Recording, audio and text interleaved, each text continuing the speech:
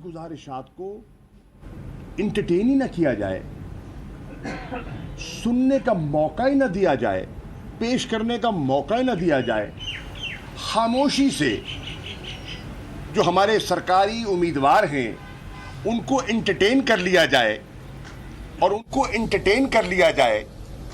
और उनके हरीफों का नुक्ता नज़र सुना ही ना जाए, इस पर एक बहुत बड़ा सवालिया निशान उठता है।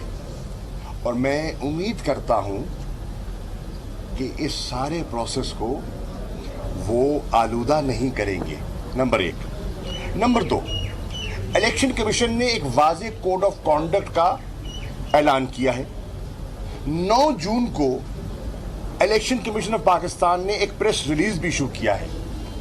उस प्रेस रिलीज में उन्होंने वाज़ेह हिदायत दी हैं एडमिनिस्ट्रेशन को कि शेड्यूल के बाद कोई डेवलपमेंट काम नहीं किया जा सकता, और अगर ऐसा कोई करेगा तो उसके खिलाफ फिल फौर कार्रवाई की जाएगी।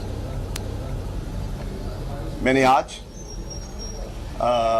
जो मॉनिटरिंग इंचार्ज हैं मुल्तान के, मैंने उनकी खिदमत में वो वीडियो क्लिप पेश किया है जिसमें सरकारी उम्मीदवार, मुस्लिम लीग नून के सरकारी उम्मीदवार ने एक जलसे में नई स्कीमों का ऐलान किया है। उसका क्लिप मौजूद है, उनकी तस्वीर मौजूद है, उनकी साउंड मौजूद है, और उन्होंने कहा है कि इंतजामिया को हिदायत